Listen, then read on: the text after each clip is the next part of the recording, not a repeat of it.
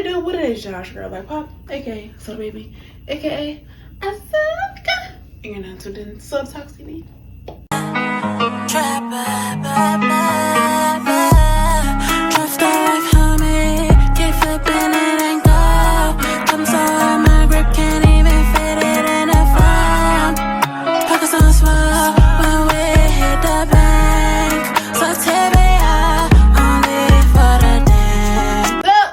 Today's So Talk TV, we're going to be talking about Karen Civil being exposed by Jessie Woo, because Karen Civil allegedly is suing Jessie Woo for $3 million for defamation of character. And with Jessie Woo exposing her for that lawsuit and what she's done to Jessie behind closed doors, it lit a fire in other artists who were tricked, lied to, scammed, and bamboozled by Karen Civil. And the situation I learned from the most with the whole Karen Civil being exposed was what she did to Joyner Lucas. Joyner Lucas is a rapper, and on his come up, he, you know, as you're trying to move up the ladder, you gotta figure out, get your connections. And he heard good things about Karen Civil because of her affiliations with Young Money and the Nipsey Hussle brand. So he decided that he would pay Karen Civil. Honestly, didn't know that Karen Civil did this to him till now. I knew of Joyner Lucas because of, you know, him having a rap beef with Tory Lanez because of his music. And it just goes to show you that it's the consistency. That's how you gain their respect in this game. Yeah, connections, they work, but a lot of the times you have to work your way up people's priority list. And it's just the fact that, are you that important to them? You know? And yeah, so let's get into what was said on Clubhouse. And at this time, you know, hiring you was like our last ditch effort to really do something. And I really believed in the name Karen Civil. And, you know, just reading the publications and talking to Sky Zoo co-signing like a mom. Yo, that's my girl. Yeah, yo, Karen's the real deal. Yeah, that's my homie. And I kept telling Sky, like, yo, you sure? You sure this is your girl? Like, you sure you trust? He was like, yo, you're not even gonna have a problem. Trust me. I said, all right, bet. So we reached out to you, and you had put together a little memo. We talked about it. You agreed to do it. That included blog placements for song releases, delivery of digital short creation stories, facilitating interviews with media publications, building fan engagement, articulated social content capture, red carpet event opportunities, iTunes, beat music productions, radio interviews, acquiring booking agents, showing openings, all that, right? And at the time, that was everything. It was like, word, finally somebody that's gonna help us, because I ain't know nobody that can help us. I'm from Worcester, Massachusetts, and I'm out here in Boston. Ain't nothing, you know what I'm saying? I don't know the first thing to do to get on. So I'm thinking, you know what I'm saying, align myself with somebody that's already in the game doing it. This person gonna take me under their wing. You name your price. Your price was $60K, whatever the it was. It was like, bet, let's pay that. Told my investor, let's pay that. This motherfucker said, you sure? You sure you want to pay this woman? I said, Skyzoo say he know her. Let's pay her.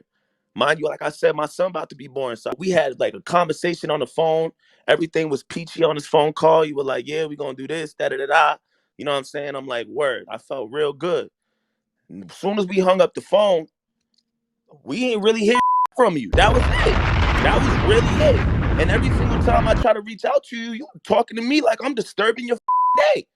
I'll call you because I'm trying to get some clarity. I wasn't blowing you the up. I just wanted to know what the plan was. What's going on? And to any artists on the come up that's really trying to do this, be careful who you just give your money to promote you and get you Spotify playlist things. Say they're going to get you on this page, that page, whatever, making it seem like they know all these people, because sometimes, well, it's just the fact that the industry is a dirty game. You know, success is a painful game, and nobody cares about you if they can't benefit from you in any type of way.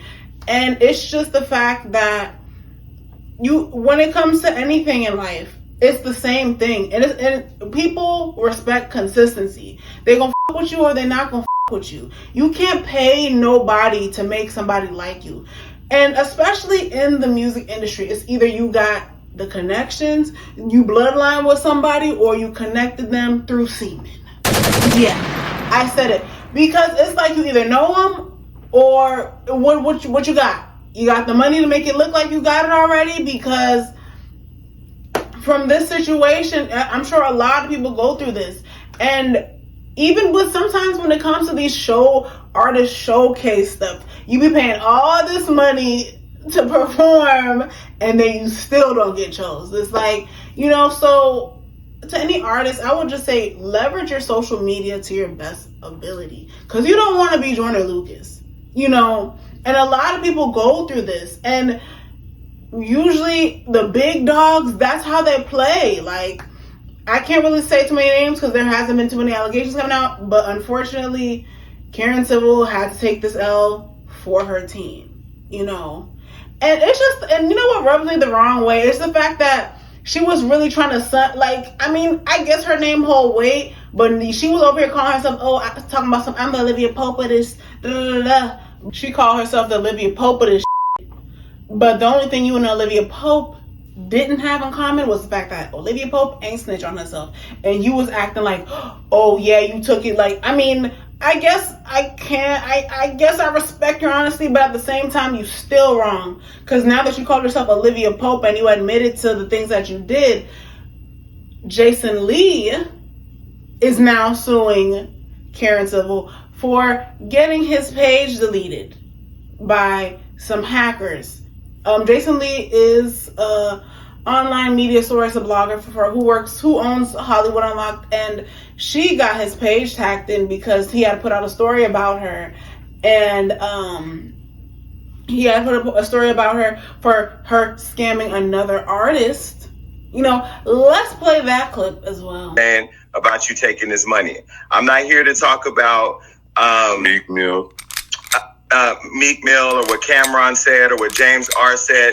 Karen, you sent me multiple cease and desist letters for posting stories about people saying that you took their money. You and I used to be friends. You and I used to be neighbors. Before Hollywood Unlocked, I owned a credit repair company and I fixed your credit. That's how close you were. Close enough for you to give me all. Hold on, let me finish. Let Jason finish. Let Jason finish. Let Jason finish. Let me finish. One mic. We stayed in the same building. We were cool. You gave me a lot of game coming in on how to finesse in a marketing way, because you're a master marketer. You're also a master at damage control. And then what you did as a result of me not taking that story down, you hired that kid to hack Hollywood Unlocked. Ooh. You paid him the $20,000. You sent him all the receipts. You said it was you and Punch from TDE that were going to help him become a rapper. Whoa. This kid don't know nobody in the industry. He don't know nothing. All he knows is he poor and he want to get out the hood. And you promised you was going to help him if he took me down. You told him to take down all my personal shit too. Oh. The only thing is you didn't pay the back end, so he got at me and he gave me that information. Oh. I called you about it. I recorded our show. I showed that.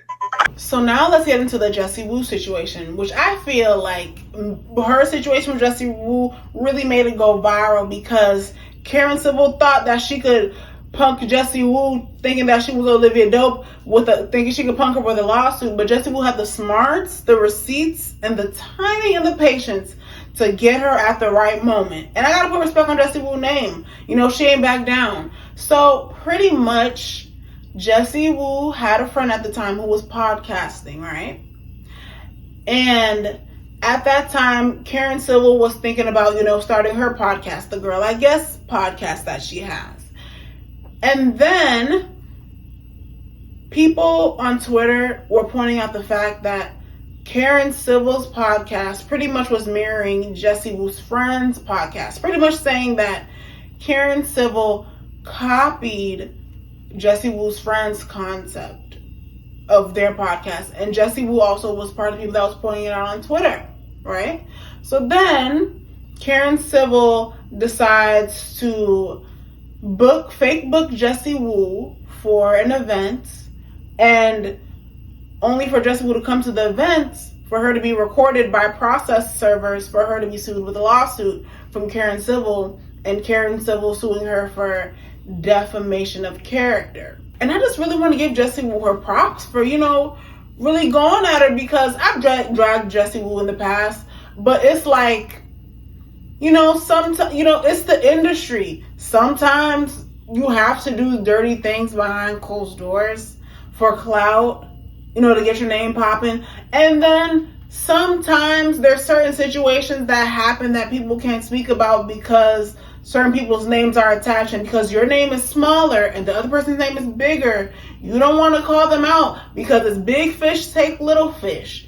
And she had the guts to go up against her. And it's just perfect timing with everybody else all of a sudden now coming out, because I didn't know about all this till her story went viral. So honestly, I'm just happy that she had the heart to go up against her, because Karen Civil is a big name, and there's worse things that happen in the industry, like certain artists that go to studios, work with producers, and get taken advantage of. Female artists that go to studios, they get taken advantage of, and because of that affiliation with that producer, they may know too much information on you, and you can't tell the police because they have more money than you, they have more clout than you, they have their goons who will put their hands on you. And I just feel like it was really brave of Jessie to just go ahead and just expose her, expose this industry for what it is, and with everyone else coming behind her and this whole situation, it's like, man, it. Kick Karen Civil down and kick her good. Stab her in the heart and twist that knife in her chest by calling on Jason Lee and having him talk about the time that she got his page illegally hacked into and deleted by them hackers up in China. Call on Joyner Lucas and have him talk about the time that she took the check. She ran off with the check and he ain't never seen nothing from the she said she was gonna do for him. Nobody believed Cameron. Nobody believed Meek Mill. And it's just the fact that at this point, you can see how she likes to use regular people's pain to hijack movements, really use our oppression as a weapon to, gaslight us. With the whole Protect Black Women situation. Karen Civil's Miss Protect Black Woman situation, but why is it that she was caught selling t-shirts with Breonna Taylor's killer on it, talking about he did that, look at this. Even with the Joe Budden versus the real Olivia Dope situation, when he was being accused for sexual... Yeah, she never stood up for her. Even with the producer Detail, who works at Young Money, and all the other situations and allegations that he has with certain female artists down there, you have nothing to say because they cut your check. But you're Miss Protect Black Woman, you're female empowerment. Not only that, hijacking the Free Haiti movement. The Free Haiti movement is not about raising money for a school, because first of all, how are the kids going to get to the school if they don't have electricity? They don't have no way to get there. The Free Haiti movement is about the fact that the people of Haiti do not feel like they're free. They're protesting against their president. And it's just the fact that they're in a democracy and they don't have electricity they only have electricity for a couple hours of the day. They don't have jobs. So what are you raising money for a school for? And let's not forget about the fact that Karen did have the opportunity to speak on Haiti's issues when she was working under the Hillary Clinton campaign. The Clintons took away rice farming from Haiti, and those trade policies are still active till this day.